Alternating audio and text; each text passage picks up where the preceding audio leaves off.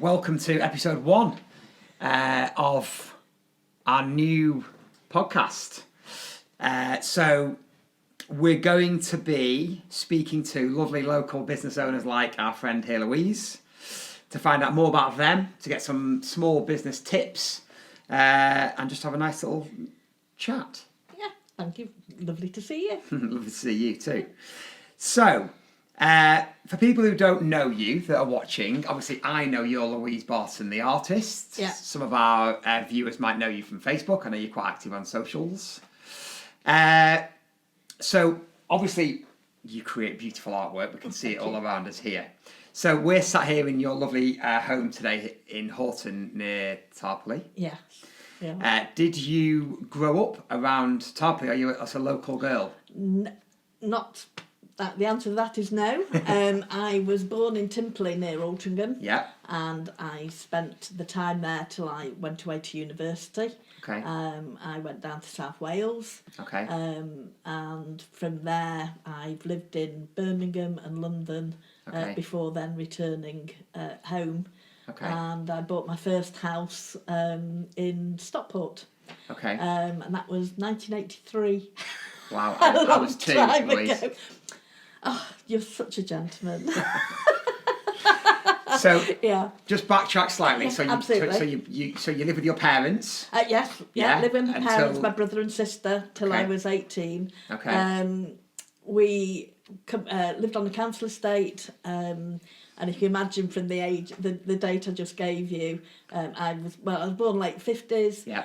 So I went through sort of thing, but we, let's say, income was limited. Mm-hmm. I earned my first money at 8, doing chores for people, and also breeding caramel-coloured mice for the local pet shop. No way. I know. Well, I'd had a couple of mice as pets, and they were supposed to be both of the same gender, and anyway, they weren't. And I went to clean them out, and there were more than 2 mice in the box. Wow. Wow. And of them, they were just like brown mice, but 2 of them were caramel. Okay. And so, of course, I didn't want all these mice, and so I took them when they were finished sort of feeding off them. I told the pet shop about it, and they said, we'll buy the mice off you for like a few pence. But when I took them in, they saw a caramel one, I got £1 for them. Ah. Special mice. A lot of special mice. And he sort of said, oh, can you get more mice? And so I went home to my mum and dad and said, could I have another box, because I was going to get more mice. And I actually ended up filling up the coal shed on the shelves because it had been transferred into storage. I had all boxes round the shelves with my little mouse breeding operation. Okay. And I learned something from school because I took school lesson. They talked about how hair colour and eye colour and different things. And so I just then tried the combinations and then found out which mice produced more of the caramel mice, because it's much better to get £1 for the mice rather than the 4 pence. So that must have given you, at a very early age, some sort of entrepreneurial type desire to earn money, or to... Because we couldn't afford pocket money in my house, so it was getting, but of course it was very good pocket money. Yeah. I enjoyed doing it because I like wildlife, I like animals, I've had pets all through my life. Okay. And it was just something, so I did that for about 2 years till I went to junior school. Okay. And it had got too big to the point it was sort of had taken over the coal shed, and maybe needed to start looking more. I've made a decision that the only way to make things better for myself going forward was education was important. So I started living in the library. Okay.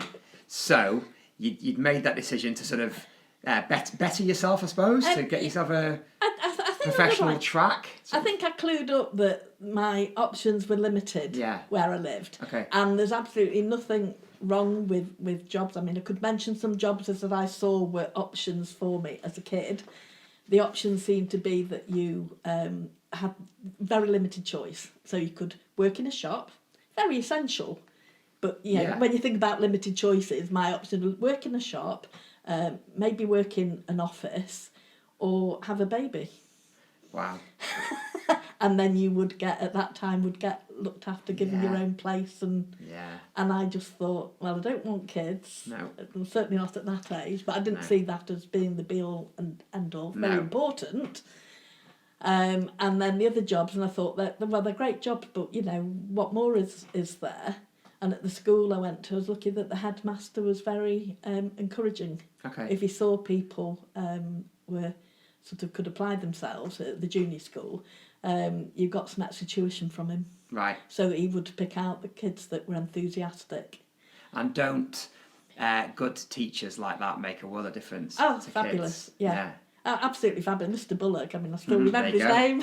Mr. Bullock and Mrs. Needham. Mrs. Needham, I could read fluently before I went to school. So I got extra reading off it. So I had cleared out the kids' library by the time I was 9 at the local library.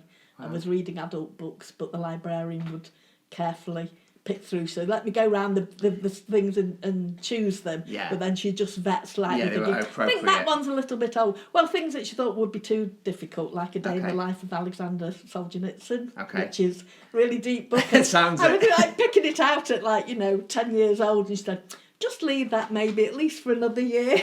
Wow. And it's a bit of a depressing book as well, so I think she, although it's a good book. So it was things like that, so getting that encouragement. But also there were teachers who, I do remember another, and I won't mention their name, who told me that I was useless and would never amount to anything. It'd just taken a dislike to me for whatever. I don't think she liked the fact that the headmaster had taken a shine. But and he would take, I think he'd have groups of about, from the different years, he'd have groups of, half a dozen kids from each year. I don't think she approved that some people were getting extra attention. Yes. So that's the sort of things that you sort of seem to have to fight about at the time. There was excellent teachers, and I was lucky. Yeah. Okay. But I'd identified, I must have been 7 or 8 when I thought education's going to be the only way forward after this, to be different. Yeah. And there's nothing wrong with how other people live in their lives. We're not saying that. I just wanted it to be, I could see that there was more that maybe could be open to me. Okay. So you went on to sixth form then? No. As I say, things were tight in our household always. Mm-hmm. And my father said that there was, he thought sixth form was a waste of time, that I needed to go out and be earning money.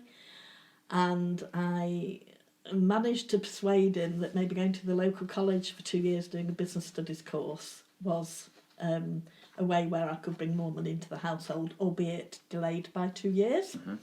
I did have sort of Saturday jobs and holiday jobs where I could contribute to the household. And that was just essential, even if it was buying my own food or buying my own clothes or, things like that. Sorry, so were those local Saturday jobs in and around Timperley? Yes, they were, yeah. Okay. Yeah, I worked in greengrocers for a period of time. Is that greengrocer still there, do you know? No, they're not. They were there for a long time. But yes, I was his best paid member of staff even 6 months after working for him, because I didn't stand there when things were done. Because I found it boring. So I'd go and polish the apples, because it was a high-class fruiter in Hale. So I'd go and polish the apples and check the fridge was all the things were in order for the creams and yoghurts and things, and brush up and tidy up the paper bags. And he'd noticed that and said, don't open your pay packet in front of somebody, because you get a little brown packet on a Saturday. And instead of £3, he'd give me £5.25. And I said, what's this? And he said, you've done that amount of work. Now he's a good man. He was a good man. So I'm getting the impression that you're a doer, Louise. I'm a doer and problem solver. Yeah. And so we had difficult customers, which we sometimes had. Even though I was 15, I could deal with them. So I started working there when I got back to school in September, could have found the job. When it came round to the next summer, so I was not 16, he left me in charge of the shop while he went on holiday for a week. Right, wow. And he had full-time staff. But I was a person who could till up, do stuff, get to there, organise the other people. And I also felt it was easy for him, just maybe because which of his full-time staff did he use, and would it cause difficulty where I was somebody taken under his wing, perhaps, I don't know, and they saw it differently. They none of them minded. No. Because of course there was extra jobs to do, wasn't there? Yes. More responsibility. Yeah, exactly. So I did that. So you picked up skills there. Your skills, that carried you forward. Working with people with different personalities. Yeah. Working with people who might come in with either issues about the shop or actually they bought in their own stuff. Yeah. And actually, if something very rarely went awry, but people sometimes on a Saturday morning they're like 3 deep in the shop. You know, it was a busy shop. Yeah. Oh yeah, I've been waiting here for ages. Yeah. And then, don't you know who I am? Yeah. We all have difficult clients. We all do. And then it was about there, but actually he was good because if a client overreacted and was too demanding, and we did have some clients who were like that, they were banned from the shop. Right. And then they'd be really disappointed because the quality of the stuff, and they were only allowed to come back if they apologised to all the staff. Right, gosh, he was a heck of a guy. He was good. He was ahead of his time in a lot of ways. Yeah, he would say, no, we're here all day. We want to live and work in a nice environment. Good for him, so he taught me some good skills as to how to go. So that was during a 2-year course at college. Yeah. So you graduated from the 2 years business studies, did you say? Yeah, and in the second year of that, I decided that I looked at what I could do with it, and I looked at it, and maybe for the wrong reasons, but I thought a well-paid job would be an accountant. Okay. And back in the late 70s, there were very few female accountants. Yeah. In fact, there were very few female managers, and all the rest of it. It's of its time. Of course. And so my father came up to the first time he'd ever come to like something to do with my education. Just before you carry on, what did your dad do as a job? He had various jobs, clerical jobs. He started off as an apprentice at ship with being an electrician. Okay. And then he'd done that for a while, and then he'd gone into office jobs. Okay. And he'd gone from different things. Okay. Had been an insurance agent. Okay. You know, so like the door-to-door Yes. And then he ended up working for a company that did sort of like a light engineering company with pumps and seals and things, and was actually excellent at that job. So that was he had quite a varied career. He had a varied career. Did your mum work? My mum, she had to work. Okay. So this is part of why we had to be self-sufficient. Okay. You know, bless them, they were working the little socks off. Yeah. You know, but... So so in your family, were you a bit of a rare case then for the path you took? Yes. As a girl? Yeah. So I've got an older sister and a younger brother. And do you have cousins along? I have, but they were my cousins that I was most close. We'd have cousins that were near our age, but they lived too far away to see very often at all. So we might see them, say, once every couple of months. Mm-hmm. And then I was 12 when my beloved auntie had her first child, and then a second one. Okay. So they were like my second family. In fact, I used to call my Aunt Alma, she was like my mum. Okay. So I'm thinking back, that must have upset my mum, but it wasn't intentional. No.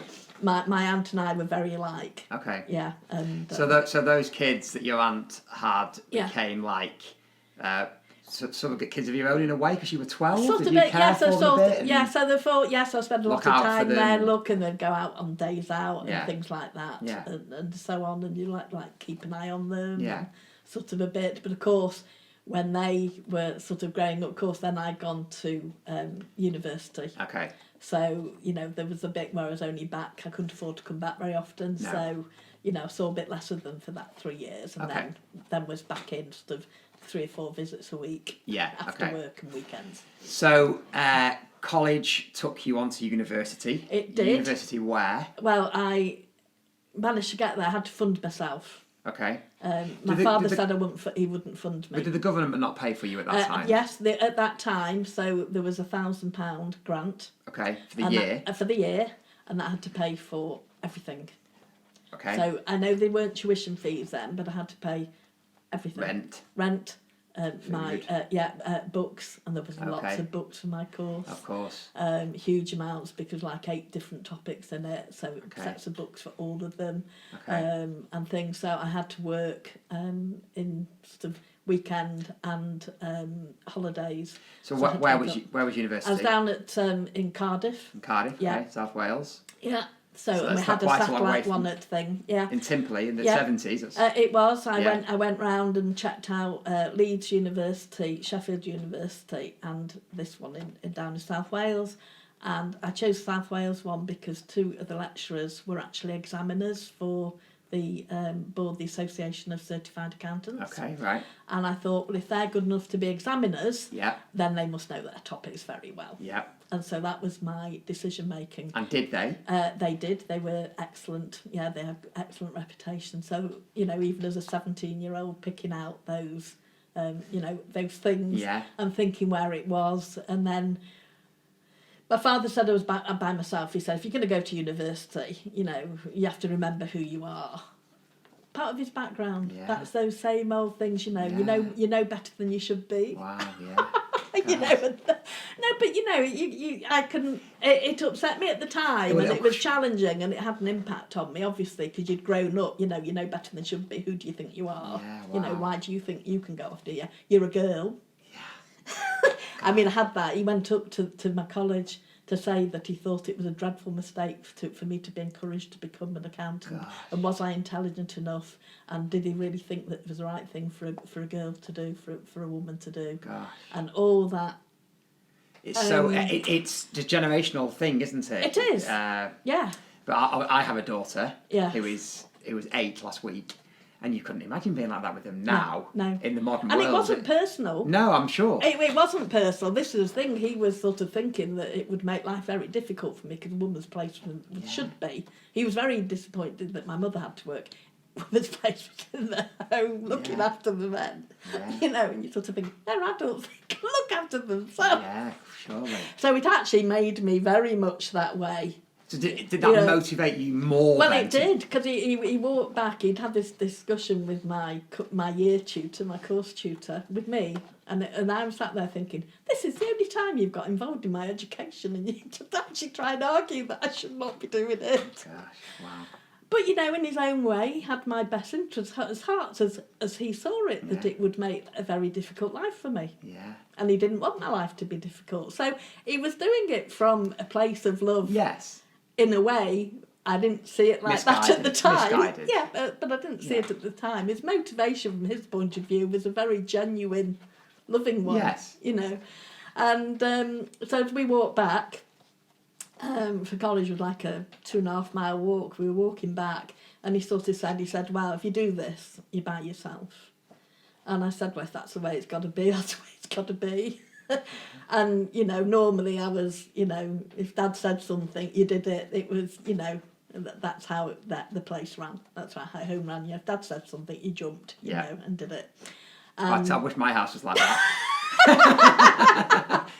You know, things haven't changed for the better necessarily. You know, yeah. So anyway, I said, right, so I thought, right, £1,000 not going to do it, because I'd done research down in into the accommodation when I started looking, and so I started getting like a couple of evening jobs, weekend jobs, and working, and I went off and had to scrape the money together to get the train fares to go out to Sheffield and you know.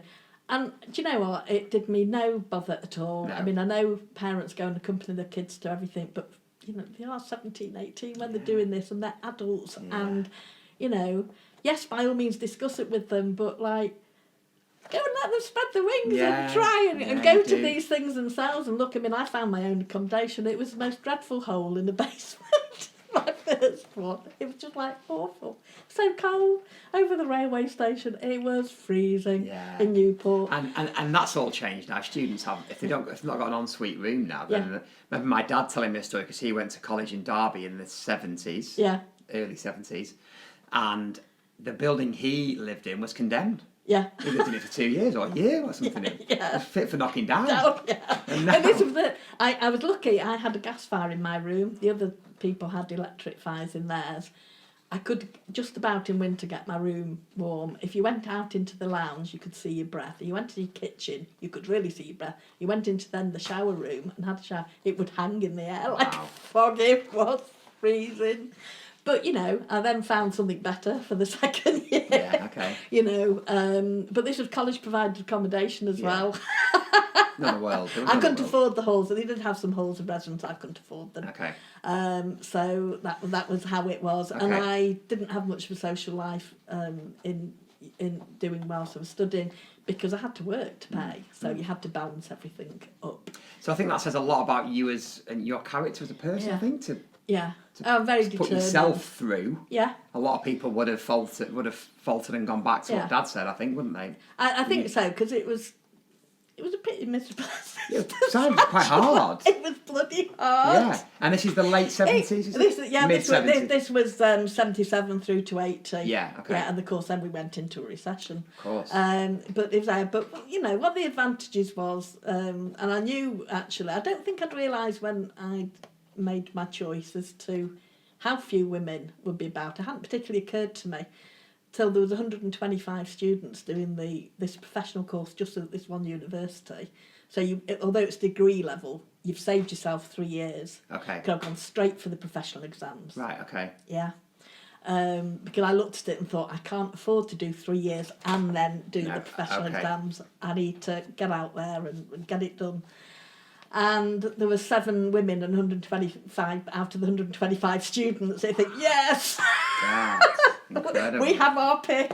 Yeah, yeah, it's a good ratio. That's how the girls felt, thinking, actually, we need some like any socialising. The lads weren't happy about that. Oh, well, then they go off to the other college, the arts college. Other ones that more female. Yeah, okay. But no, it did mean that if we wanted them to socialise anywhere, there was plenty of offers of Yeah, very good. So then we had house parties and things like that. So we did have some fun, but all of us were I was living with 4 foreign students. And of course, they were there for the 3 years. Okay, yeah. And they had to crack on and do it. So actually, we were all like-minded, but we did have some fun as well. Yeah, sounds like it. 11 o'clock that's when you knocked off studying. Okay. And so 11 till 12 or 12:30 was sit and have a giggle, great. play some music. Yeah. To get down, ready to sleep and crack on and do it all again. So have you got what sort of music would you have been listening to in the late 1970s? Oh God, what an eclectic mix! Do you still listen to it now? I do because I will ask Alexa, and I'll think, oh, I've not heard that for ages. So anything from my uncle actually, my beloved aunt, his uncle Vin, was very much into country music. Okay. So of course I'd listened a lot to that, and the kids, if you give me a lift home from their house and things like that. So I was into my country music, so I had a tape player. Mm-hmm. You did. I remember those. Absolutely. I'm not that young. No, but you had a tape player, so I had, country and western music for that. Okay. Hall of the Crimson King, King Crimson. Yeah. Sort of like the rock stuff. Okay. Disco. Yeah. Yeah, and then of course in the 70s like punk. Yeah, right. So and classical, I really got into my favourites like the Brandenburg concertos. Okay. And so I just have of course you get those cassettes quite cheap because nobody was into them. So you could get, I can have that for about. So, you come into my room to listen to music and there's this eclectic mix. Yeah, great. There's nothing wrong with that. Oh, no. And maybe that carries through into what we're going to talk about. It does. Yeah. Okay, it does. Variety is the spice of life. No, I completely agree. So, university finished, you went then into a professional career for 30 years, I think? I did, yes, it was 30 years. And that was accountancy? That was accountancy. But I never wanted to be an auditor. I just thought, it'd be like watching paint dry. It's a very necessary job. Yeah. But, you're sort of scrutinising other people's work and things like that. And I just sort of thought, no, I much prefer to be the doing, you see, the theme that comes through. Yeah. But I also wanted to not be somebody bean counting in the corner. Okay. I wanted to be part of the businesses. So I chose to work for... smaller businesses in terms of corporate thing, but like a division of a company. Right. So you could go in there because I just identified that you could have more impact within a small, a smaller sort of role, but that was big enough. So not tiny businesses. No. Some of the... so how many staff will you be talking about in my initial jobs, in my first job, I was there for a year, and I decided I did not like engineering, heavy engineering. So I was just one of the team in my first year. And then my next role, after 1 year, I went and I had a team of 6 people. and I was a sort of assistant accountant, reported to the chief accountant, and then my next role after that was that I was in effect equivalent to what they would call, it's become chief accountant, financial controller, you know, the whole range of different names for it, and having teams, and I like to work in sort of environments where it's sort of fast moving, so there would be sort of retail outlets or you know, different outlets to it. So when you say you had a bigger impact, you could sort of see things that you've been helping to put in place take effect. Yeah. Is that was it. So you know, I go into companies where you could go in, and but I also saw that, you know, a lot of people thinking, oh God, you know, the accountant's just in the corner, just like accountant being, right, turn around and say, right, here, I'm just going to present you to the information from last month's activities. And they'd like look at me and so say, well, yes, your activities translate into numbers. Great. And so we discuss the numbers and say which for the positive, successful activities that we need to do more of, which for the activities that brought us less income or brought us challenges, what we're going to do to overcome them. Yeah. Okay. And that is how I approached that. And that at the time was not common. No, I was going to say, it's still not that common to have accountants that are that proactive. Yeah. So I've got a brilliant accountant now, but I've had accountants in the past that are very reactive. Yeah. So you give them your numbers and your data, and they sort your tax return out. Yeah. But whereas some accountants, as I've learned with Simon, who we have now, he will suggest things to me. Yeah. And that's very good. That is quite unusual with an accountant still, I think. Oh, right, okay. 40 years on. Right, so there you go. Yeah. But I also saw that, you know, when I go in and have a team, and I sort of said, you know, I would ask them, who do you think our clients are?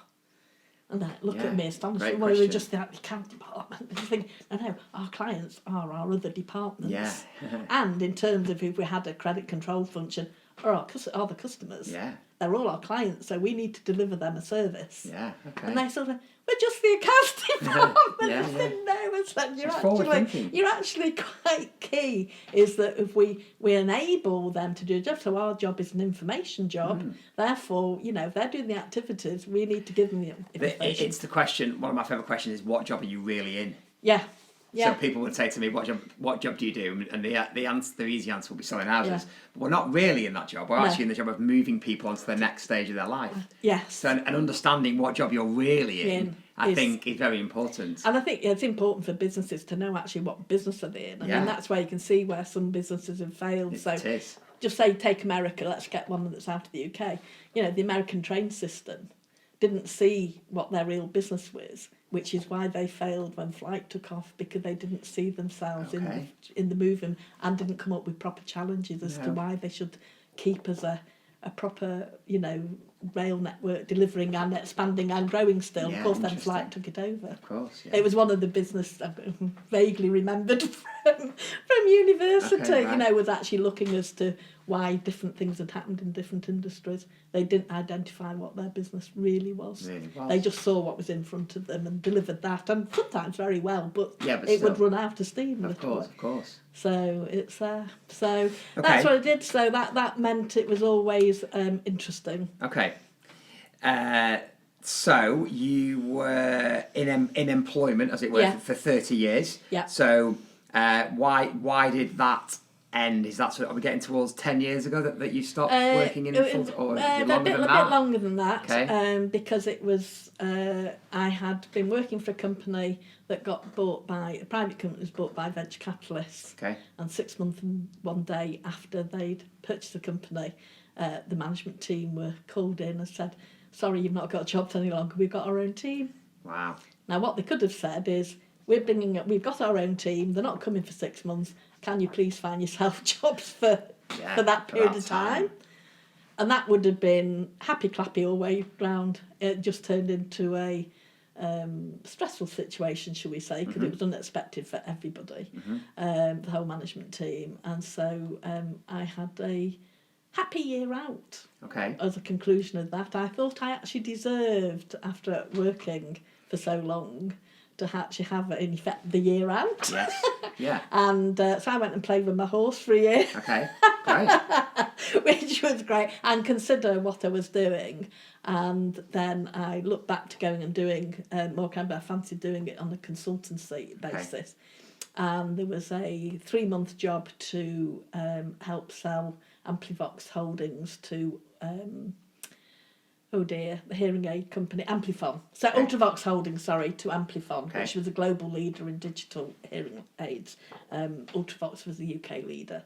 And so they said, could you do the due diligence for that? It's a 3-month project. And so I thought, well, that'd be interesting, actually. Yeah, well, let's go and have a crack at that. And we, on the first day, the pack turned up. I was sat with the CEO because he'd said, yes, right, thanks. Yeah, he'd interviewed me, we'd agreed.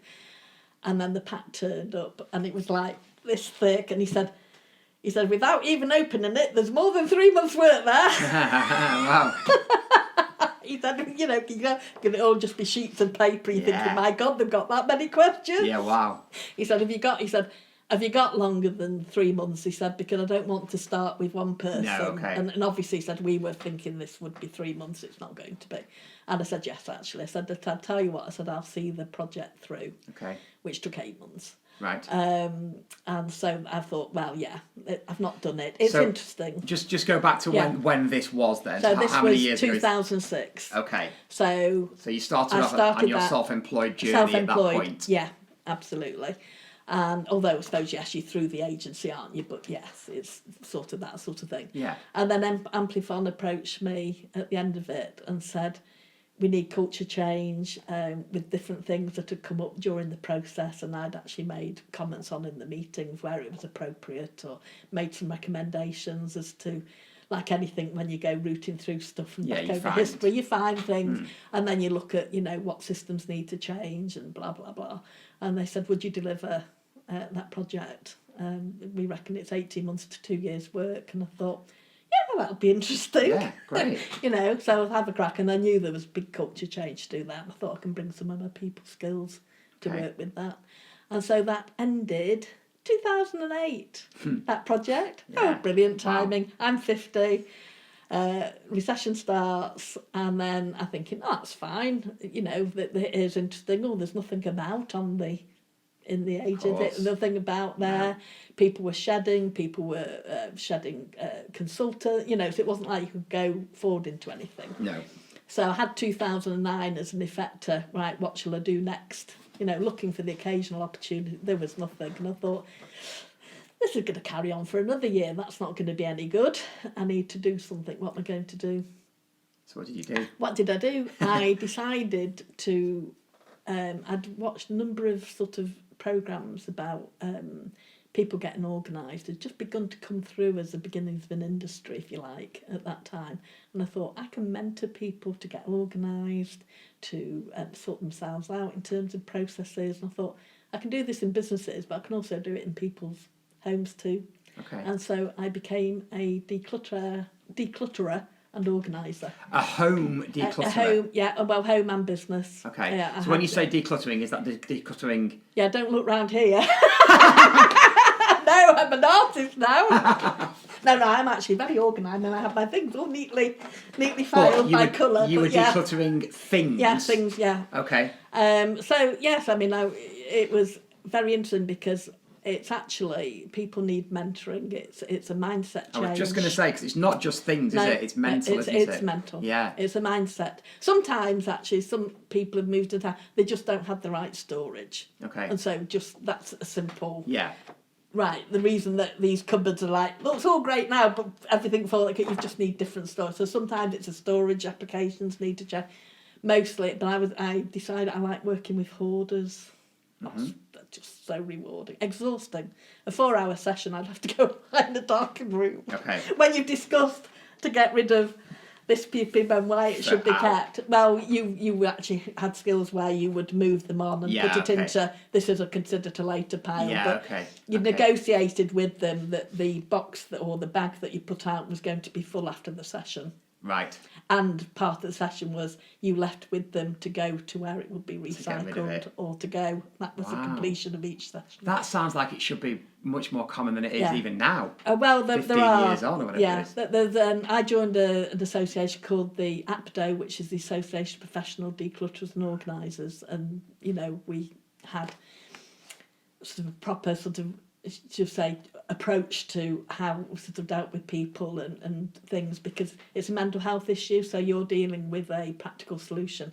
You can do mentoring, but they need to be referred to other people to actually deal with the situation. A lot of it actually is over loss and grief, so they're actually filling a hole. Okay. So in some respects, although it's a mental thing, it's not an ongoing mental issue. It's actually, if they just resolve that grief, they'll stop filling up the hole with things. Wow. And so that was quite common. But yeah, I've worked in several houses where you could just about stand up and there's a little path through the house and have cleared it over a period of time. Because there was a programme, wasn't there, on TV, that's probably 15 years ago as well, about hoarders. Yeah, about 12 years it was, maybe? And it makes me cringe. The people involved in delivering the solutions were good people, and in fact some of them were members of the association, but for TV, what you get presented in an hour is not the whole process, so people literally think that they just walk in and start clearing everything out. Yeah, they do. What they don't see is the whole process to get that person to that point.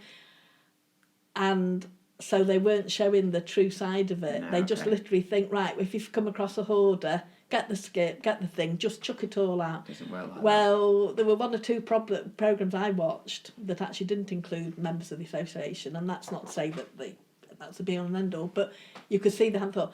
And if you were reading the body language, you could see the reactions, those micro expressions on the person's face, is that they weren't ready for the decision that was being imposed on them. Okay.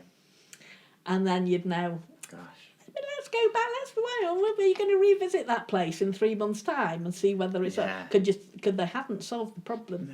No, interesting. They had done it in a way where the person wasn't ready to rid of that particular possession or category of possession, and because it was imposed on them, they'll just go back to that behaviour. So I just thought that was sad, just for the sake of a television programme. It was just like thinking, you need to be really thinking of it. But I also think they weren't aware, actually, at the time. The World Health Organisation had not identified it as being a mental problem, and that actual classification came sort of after those sort of programmes had been made. But awareness of mental health generally in the last 10 years, even in the last 5 years, whatever it is, has come on leaps and bounds, hasn't it? It has. So, in fairness to the TV programmes, it wasn't classed at the time they were making those programmes that this is actually a mental health issue. You could tell by behaviours that there was something there, but it hadn't been identified and classified. So it's interesting, but it's fascinating. I met some fascinating people. I bet you did. Yeah. You've lived a very varied life already. We're only at 2006. We've moved on to 2012, 10 now, and onwards. But it was but it took in a lot of my skills that I'd acquired. So negotiation. Yeah. Was there, mentoring, problem solving, solution finding, finding things that fit, because, there's more than one solution, more than one way to skin a cat. Of course. And you'd find the way that fit and you'd set them with sort of a challenge to keep a tabletop clear till your next visit, or to say, keep that one clear, and could you work on that little side table? And how can you sort of say, do you think that you'll be able to fill this little small box up with some possessions? Or there was one gentleman that had 50 leather wallets, and so he had collected he just got this thing, it was one of it, he collected things, and of course all these collections had gone mad. And so I sort of said, well, you're 58 and your leather wallets, how long do they last, and everything, and sort of, well, put them in a box for now, but if you sort of work out, it's 5 years for each one. I said, let's say you're going to live to 100, so how many do you need? And putting 2 on top, I said, you can get rid of like 40 of them, so why don't you pick out your favourites, and then after that, and then maybe even head out for your favourite 3, because I said, I bet if you look after them, it'll last a lot longer than that. And about a month later, it's my 4th visit after that, he came out, he said, I went back to one of the earlier tasks, he said, look, and he opened the drawer, and he said, yes, he said, I've given them all away as presents, he said, I wrapped them up and gave them and sent some to the charity shop. He said, other people love them. It's baby steps, isn't it?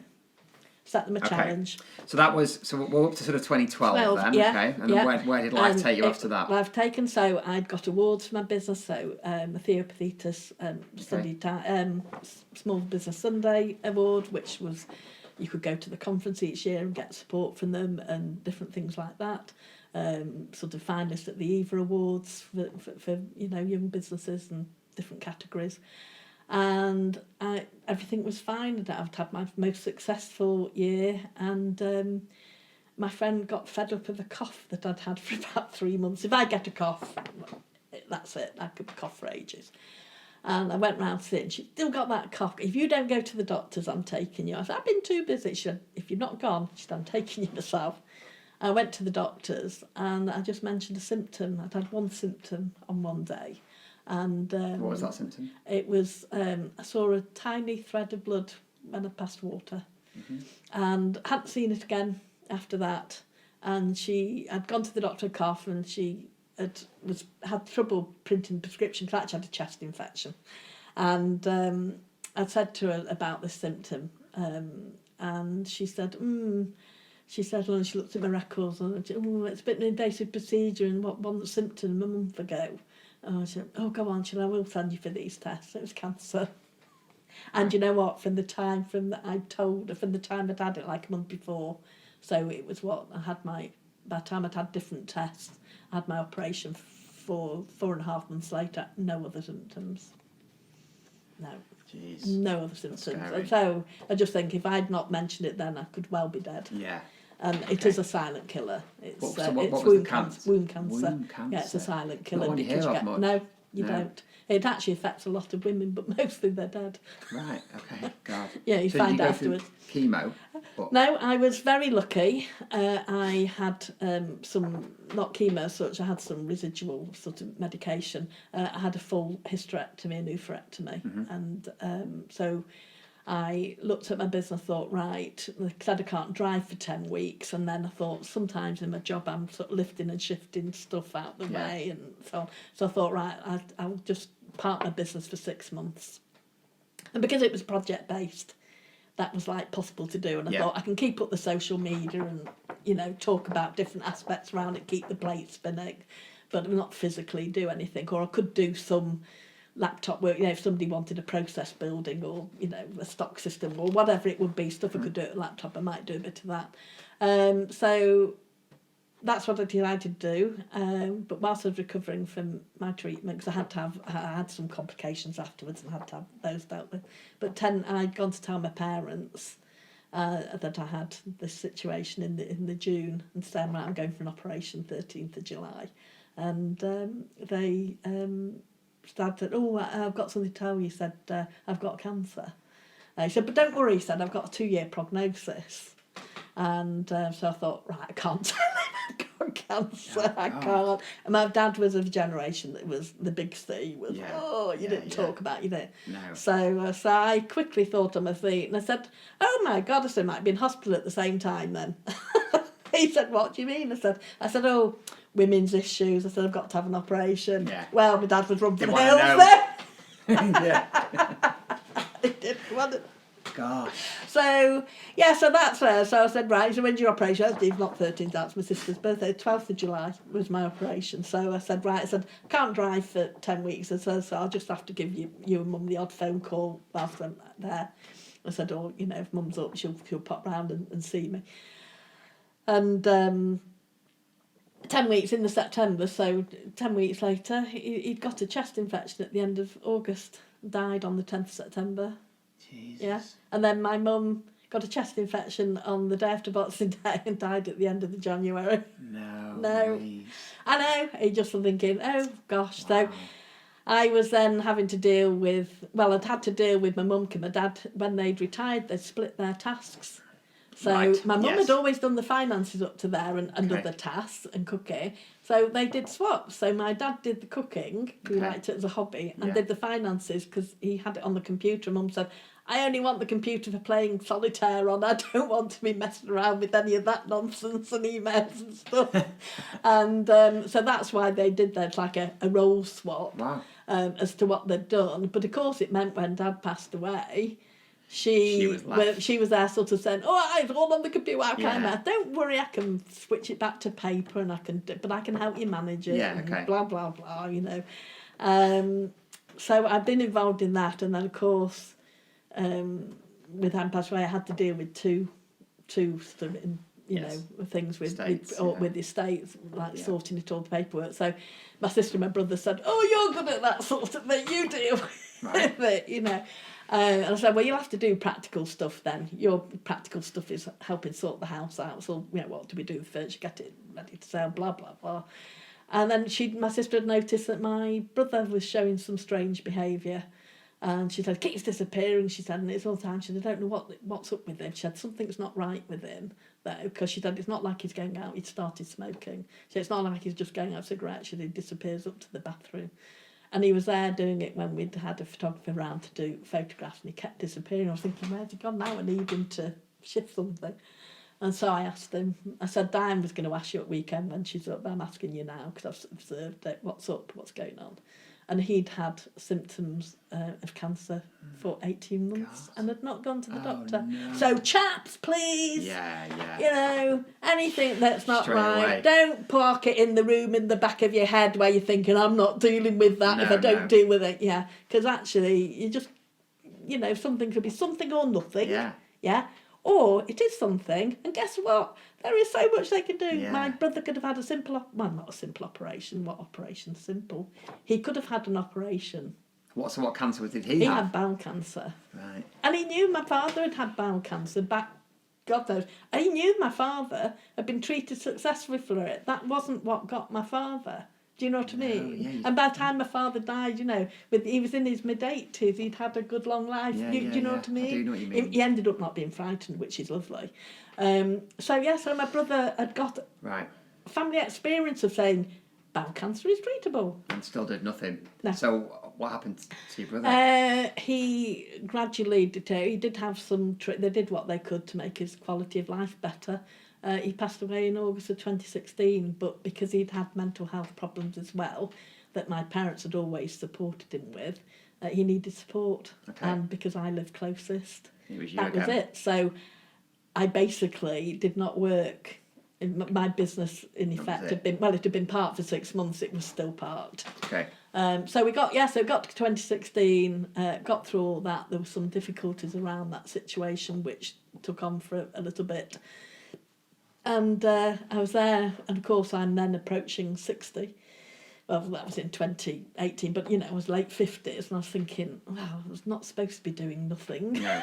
I don't feel like doing nothing. No, of course. But do I want to go back to my business? And I'm thinking, that was a difficult time. It's sort of like a negative time, in effect, to that of my own illness. I was thinking, it's like going back to a time I want to move on from. Okay.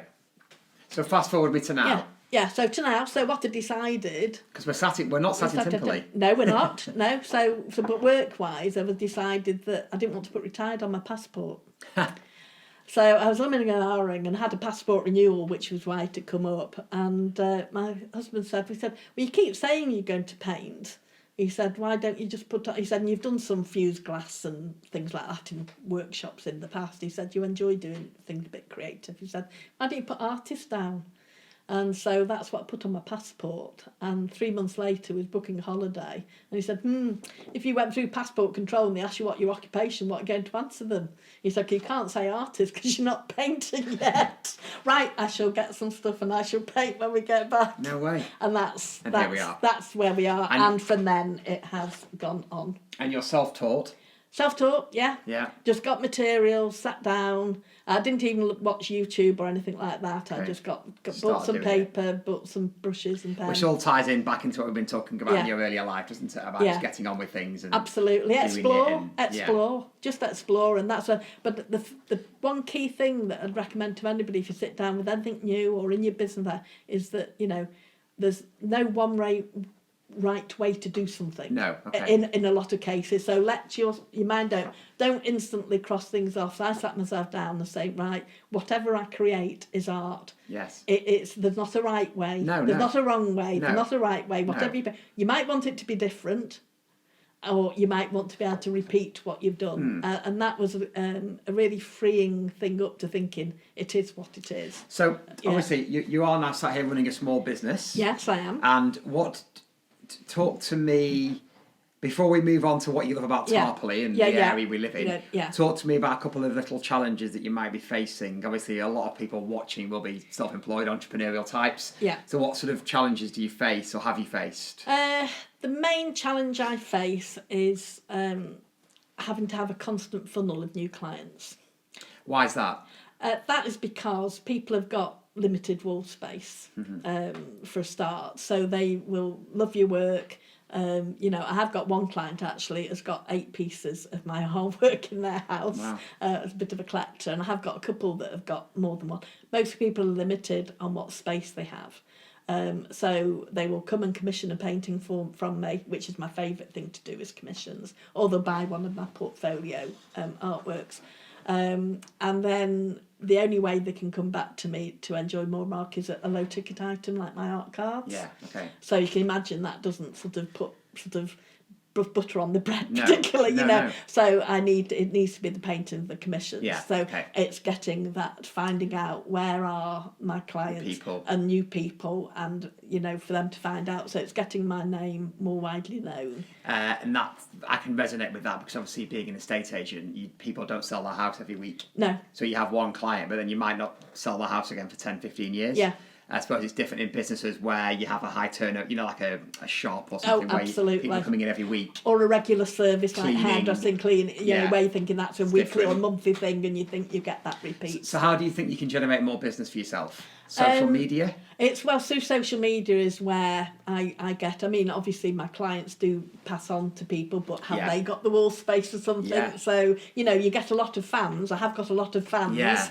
And if things change, then they will come. They know where I am. Yes. To come. But yes, it is that sort of getting your name more widely known. Of course, I've moved. So whereas I had. And it is that sort of slightly out of sight, out of mind. So whereas you would be passing people sort of, you know, in your locality and then thinking, oh, right, you're Louise the artist, is that I had that sort of almost network, and they say, oh, yes, actually, I need to buy a print for a friend, you know, or something like that, because that's, you know, people will come for things like that for gifts. So that is a channel at times of year. It's actually, now I've moved, I still have got that network, but I'm not there in the face, like, you know, past them when you've gone to the shops or down at the pub. So I'm actually having to start that spider's web again. Well, I think you're doing well. It feels like you're doing well because you haven't been here that long and you're already integrated with a lot of people that I know on social media. Yes. Yeah. Because how long have you been here? 3 years? No. It was August 2021. Okay, so we not moved. 2 years. No, 18 months. And you were show everyone your mug. Yes. Your collaboration project with other artists. Yes, this is it. So this is a painting called Joy, and Anita painted the face. I painted the square background inside, and a lady called Kate Hughes, she painted the border. And that was a challenge set for us by Sue France. Connecting So Sue obviously is good on social media, especially for women, isn't she? She's a women's network. It's a women's network, yes. And I've been a member of that actually for quite a few years. Because my wife Alex has been to one of their dinners. Sue does dinners. Oh, we do. Morning coffees, lunches, literary things, all sorts of events. You've got to put yourself out there. You have. So Sue set a challenge in a group every now and again. She'll say, do you want to take part in this challenge? And she will link you with one or two other people that she knows that you don't know. And she thinks, there might be a bit of a connection. Yeah, that's great. Ours was an obvious one, putting 3 artists together, but she thought it was because she saw artists being competition, and I said they're not. Artists are not competition to me. So it was just a challenge to do that, and we are going to raffle the actual painting. Is going to be, but Sue kindly gave each of us a mug with the pitch. So we've got a memento because once it's raffled, it's gone. And we're waiting for one of the bigger events to raffle it off. Okay, we'll do our best to try and help you support that. I'll let you know when it comes. Yeah. Right. So we've got about 5 minutes left. Yeah. So what I want to do is 7 quick fire questions. Yep, absolutely. Okay? So the first question is, what would you say to your younger self and why? Don't sweat the small stuff. I think a lot of us are guilty of overthinking, and so give whatever's cropped up, give it the appropriate length of time. It might be 5 seconds, it might be 5 minutes, 5 days, 5 months. Hopefully not 5 years, but you know, it's just give it the appropriate time. And I found a great tip, which I wished I'd started sooner, about 4 years ago. If you've got an issue that's cropped up, that's a bit of an ongoing one, think about it, take the action you need to do, and then park it until you can next take some action on it. Yeah. And if it pops in your head, think, no, you're parked till, say, Monday, when I can speak to such a thing. Or you're parked until this time when I'll get a bit of information. And you just train your brain to park. And I did it with that one situation that I came, it was like dealing with things actually related to my brother's death. And I just park, so I wasn't over-stressing. No, that's a great tip. And then I've done it with everything else. So you're allowed to have a chunner, you're allowed to be upset or emotional about something, and then thinking, right, yes, that's fine for now, move on. Yeah, you'll deal with that. So you have to acknowledge things. Of course you do. Because otherwise you've buried it. Of course, and that's not good. But you're allowed to acknowledge, but for the appropriate length, and then let it. One quote I like that's associated with that is, don't spend... I'll start again. If it's not going to be important or worry you in 5 years' time, don't spend 5 minutes worrying about it now. Yeah. Something along those lines. I know what you mean. Same sort of thing. It is the same sort of thing. If it's not major enough, don't spend small stuff. Is the best way to put it. But parking is a very useful habit to have. Okay. Because you are still acknowledging something and doing the practical stuff. You will deal with it, but you're going to go on with something else in the meantime. Question 2. What's the worst purchase you've ever made and why? I think because of my background and sort of way I approach life is that I'm very good at making quick decisions and good decisions. However, I have got quite a lot of art stuff that I've bought and haven't used yet or haven't used sufficiently enough of. And so you could say that that's a bad purchase because I bought it with good intentions and it's like sat in a drawer. Yeah. And I have got a piece of kit that I did buy about 3 years ago, and I have now set myself the intention that it will be used by Easter. Good. So it's something specific with a deadline of the date, and I'm going to enjoy using it because it's dropped a man thinking, but I've been too busy doing other stuff, and also other things like gold leaf have cropped up, and so that caught my eye. I'm thinking, I fancy having a go with gold leaf. Of course, that took precedence. I'm thinking, that jelly plate's still there, which is like a printing plate. Okay. So it makes it a bad purchase. Yeah. Okay. So, tell me, what makes you nostalgic and why? I think things that will take me back to my childhood. So I used to spend Saturday afternoons with my grandparents, and I'd play cards with my nana, and I would watch the horse racing and bet with matchsticks with my granddad. Great. So sort of watching. So I do watch some horse racing, but always watch the big races. Of course, they'll go back to races that were at the time when my granddad was alive, and I can Highland Wedding winning the Grand National. I can see him walking through into their sort of parlour and things, sort of, saying, right, let's go, the race is on, Louise, come and watch it with me, and so if things like that will crop, or a smell sometimes of something, will take you back, instantly, absolutely, to a situation. So. I always think my grandma's house had a certain smell about it, but for me it's raspberries. Oh, yes. She grew... Yeah. I know you have a lovely garden here. She used to grow raspberries on her allotment. And when I still now, to this day, if I have a raspberry... I'm in my grandma's garden, It's amazing. I do that because I used to pick them at lunchtime. Yeah. Go for lunch. So it's lots of different things that will bring you back. They'll take you back to different places. Yeah, absolutely. What is your favourite activity to do around Tarporley? And why? My favourite thing to do around there is walking. And although, yes, we have walked, actually, a really good walk around Tarporley golf course. Yeah, it's a really nice route. Yeah, Portugal, really nice walk that you can access, and it takes you back into Tarporley village, so you can go and stop and have a coffee at one of the lovely places there. So that's a good walk, but there's an awful lot of walks. I mean, just walking round the lanes round here, I've got a 3-mile circuit, I've got a mile circuit. I can go further up, and I can go and see Beeston Castle and Petferton Castle, sorry, lost my words then. Just walking down them, in fact, actually, you can see them from the end of our garden. And then on the other lane, you can see Jodrell Bank. So you know where you're connected in the landscape. Yeah. Walking down, up round Little Budworth, round the traps, Delamere, up round the walk down to Urchin's Kitchen. Yeah. You know, and the great thing about the canal, we love doing the canal walks. Andrew's kindly dropped me and my friend off at the end of one of them so we could just walk back. He came back and joined us because it was a bit of a distance off and we wanted to do a long walk, so he said, I'll drop you off. He said, I'll walk dead quick back to you and then we can wander back up to the car. But we've had a good long walk and seen more of it rather than an out and back. And you obviously you're in Horton, so you're close to Bunbury. Yes, which is a great village. It is. It's there aren't many as good as Bunbury for how well it's served. It is. It's just brilliant. You have the cafe, you have a couple of pubs, fish and chip shop. Co-op, we've deli. got Lizella, Yes. which is the clothing company Yes. that sort of goes in. Kevin at Tilly's coffee shop. Tilly's is great. It's just brilliant. I was in there yesterday doing a little network group that I've started up. And but there's things going on, so we're there for quiz night on Friday. Yeah, okay. There. But we're very lucky. It was closed when we moved in and we had high hopes and they have been fulfilled, is that our local pub, less than 10 minutes walk from here, the Nag's Head, has opened.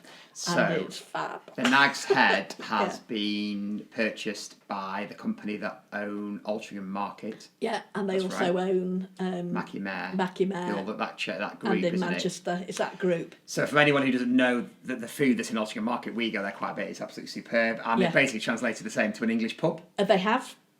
But what's great is that the food is all local to here. Yes. So the meat a lot of their meat comes from down the road at one of the farms down there. Vegetables are grown down near. I'm pointing this way because it's down in this direction. You can't see it, guys. No. But, you know, it just shows you what you do. The vegetables are grown down at a farm down there. They grow some fruit and veg in the pub gardens, and so they've gone through, and you know they're doing great things. So. They have different events on. They've had people come in and sing, but actually a couple of local residents have that one has been in the West End. Wow. So they come in and done a couple of music evenings. We have a quiz night. Does that cover off the next question about what's your favourite place? Where's your favourite place to eat?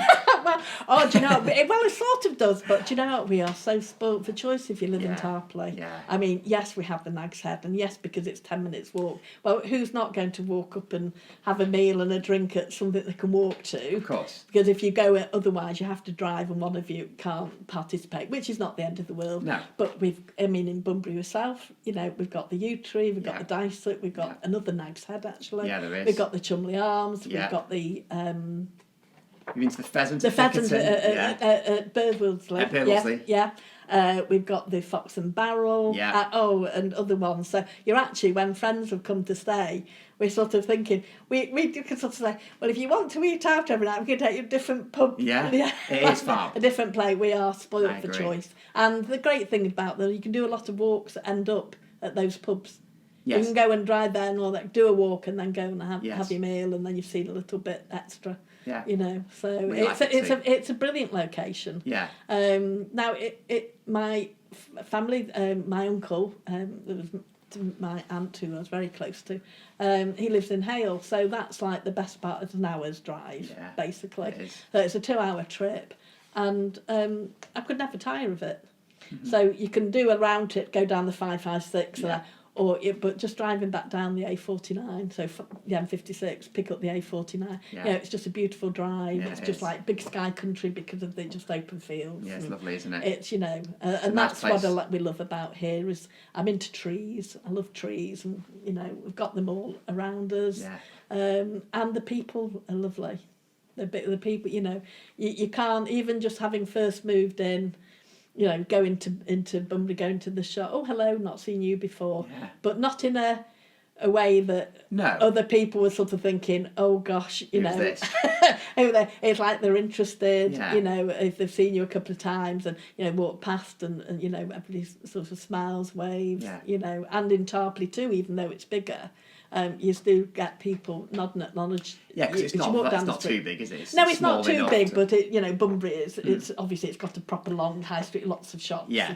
And it's so handy because also we've got Nantwich Yeah. on the doorstep too. You're not far Chester, are you? Really? And we're not far to Chester, but I mean Nantwich is what 12 minutes drive Yeah. away. a lovely town. Bunbury's actually about a 10-minute drive Yeah, away. yeah. So actually, we're brilliantly located. Yeah. Yet we're set out. We've got 4 neighbours. The lane is it's over 4.5 miles long. Yeah. We have a local WhatsApp group for the Horton element. Yeah. Okay. We have a parish committee, not a council because we're so tiny. Yeah. Right. So I've had Okay. but the committee's responsibility is to put on 2 social events a year. Okay. Wow. That's how they've decided to grow it. We look after Horton Moss. We're putting flower beds. So I'm a member of the parish committee. And so, but we've done things like we have Thirsty Thursday once a month at the pub. In fact, one of the local residents is doing a book talk there this week on fab. Thursday. It's the 3rd Thursday. I've negotiated a little discount for residents through that. We have a secret password Great. for that, which is great at the pub because they want obviously residents to support them. Of course they do. There's different things that go on there. We've had a fashion lunch there. The pub itself. There's lots of things going on, and it's just gradually though. You talked about getting those out. So I'm trying to get the feelers out so I can start doing my workshops. I've had 2 since I've moved because I'm so busy moving, as you know, moving into a place, things that you need to decorate in the garden and blah, blah. So that's something that I'm looking to sort of do more of. And I've got 2 rooms here. Yes. You can't see one of them in the picture, but No. I only want to do it for 4 to 6 people. Yeah. Okay. But it's the commissions, it's getting those connections to do the commissions. Yeah. And I've started painting local landmarks like Tilly's and the Nag's Head. Yeah, that's a good The idea. yew tree is going to be the next one, That's a and good then idea. the church. So Okay. I've enjoyed doing them too. So, for those people who want to find you online, where would they do that? They will do that on my website, which is louisebarson.co.uk. Okay. I use Facebook, so Louise Barson Art Yeah. is the tag for that. I think it's artist, isn't it? Artist, yes, thank you. It's all right. Although it is that's what it comes up on the page, but actually if you put in Hashtag. @Louise Barson Art is where you find me, but it comes up with the full name. And the same on Instagram, which I'm not making enough use of, but I am going to be For increasing. what you do. Yeah. But through that, I've had opportunities with the Facebook. So I took part in an international art show in December. And that was with artists that we collaborated in from USA, Canada, Europe and Australia. Great. And I sold some work through that. Fabulous. We're looking at planning another one. And through Cheshire artists I've been really linking up with over the last 6 months or 8 months is that we're looking to host exhibitions. So there's about 15 of us in the group, but we know that there'll be anything from 6 to 8 of us exhibiting at any one time. We're hoping to do it this spring, but with the venues that we've approached haven't got space, so it might have to be 2024. We've got our name in, but we're a bit late to the table. That'll give you more time to plan it as well, won't it? It's to attract attention. We were hoping for a spring show, so we can find a venue that we can get, but we want one that's sort of within another business, if you like, so in an art centre or somebody that mans it for us, an art gallery and so on. So we're looking for more contacts there. We've got spoons in about 4 places at the moment, hands in 4 places at the moment to see if any of those come out the mix. Fab. Yeah. Well, it's very nice to see you. Well, very nice to see you too. Fascinating chat. Oh, thank you. No, it really was. Thank you very much. Thank you for inviting me. Yeah, thanks, Louise. Okay. Cheers. Bye bye.